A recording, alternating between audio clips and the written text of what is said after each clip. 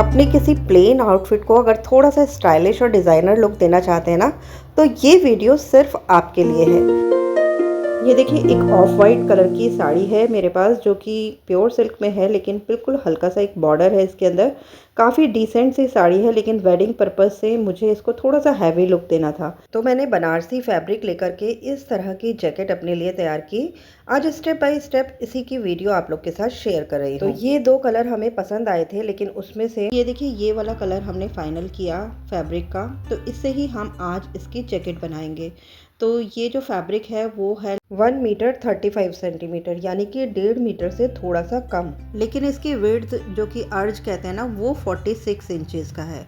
Lining जो हमें लेनी है वो 1.5 मीटर की है, और सारे मेजरमेंट मैं आपको 38 इंचेस चेस्ट के अकॉर्डिंग बताऊंगी। तो सबसे पहले डबल फोल्ड करके हमने रख लिया है अपना फैब्रिक, और पहले हम स्टार्ट करेंगे बैक पार्ट से। तो बंद वाली साइड से हमें सारी चीज़ें मेजर करनी है, और इसमें जो मैं लेंथ ले रही हूँ वो ले रही हूँ 25 इंचेस।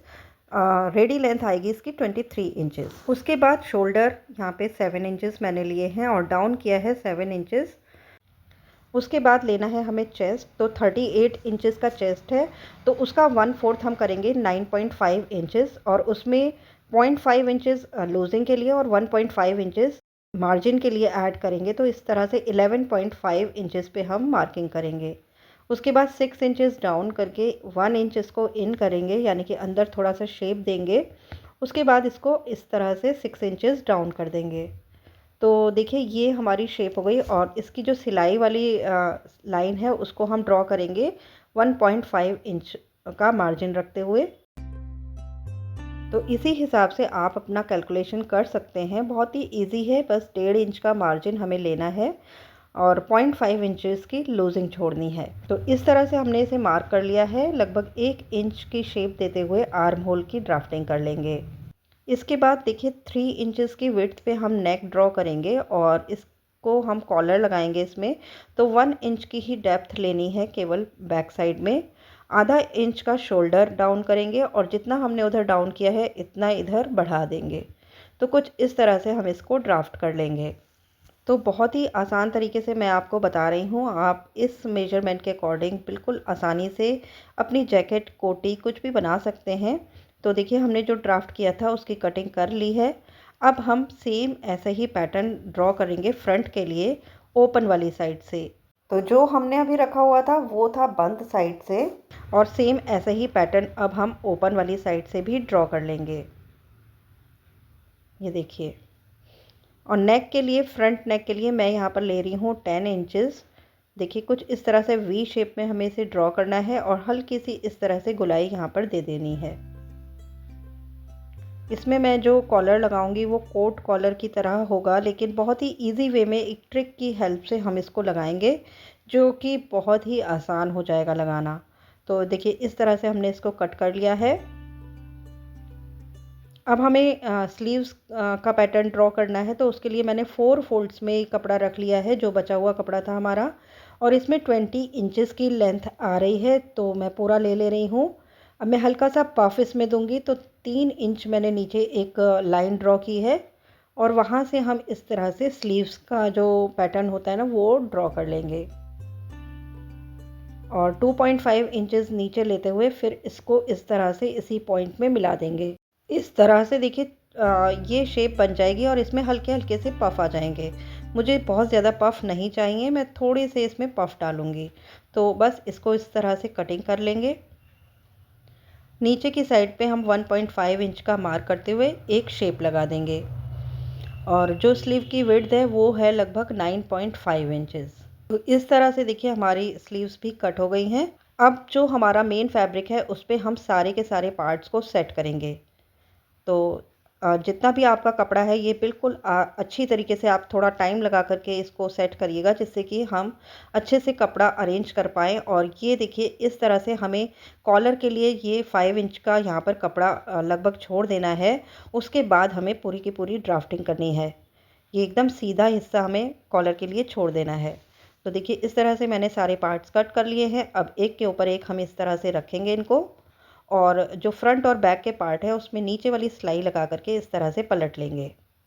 तो ये हमारा फ्रंट वाले पीसेस का जो अस्तर है वो इसी तरह से हमें जॉइंट करना स्टार्ट करना है, और बैक का भी इसी तरह से हमें नीचे सिलाई लगा करके पलट लेना है।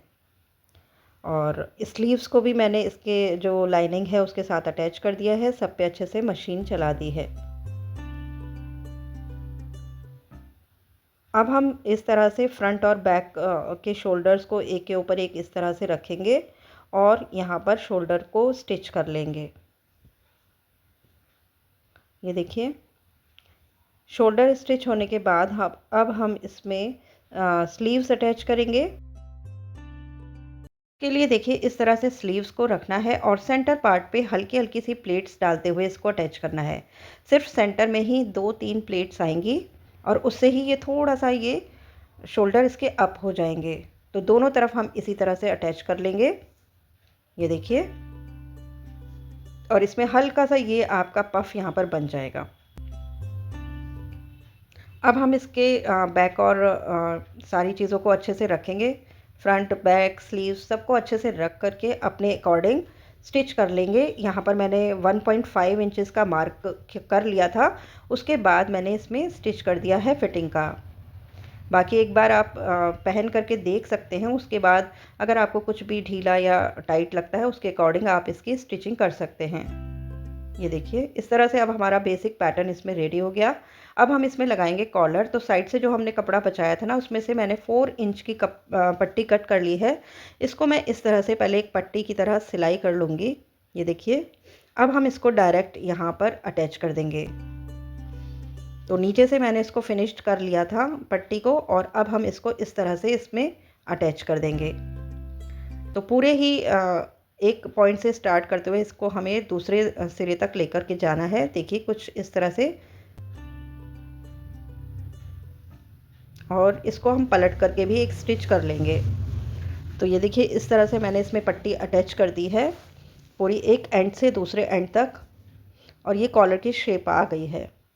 आप चाहें तो इसको ऐसे ही रख सकते हैं, लेकिन मैं इसको फोल्ड कर लूँगी तो ये बिल्कुल फिनिश्ड लुक इसका आ जाएगा।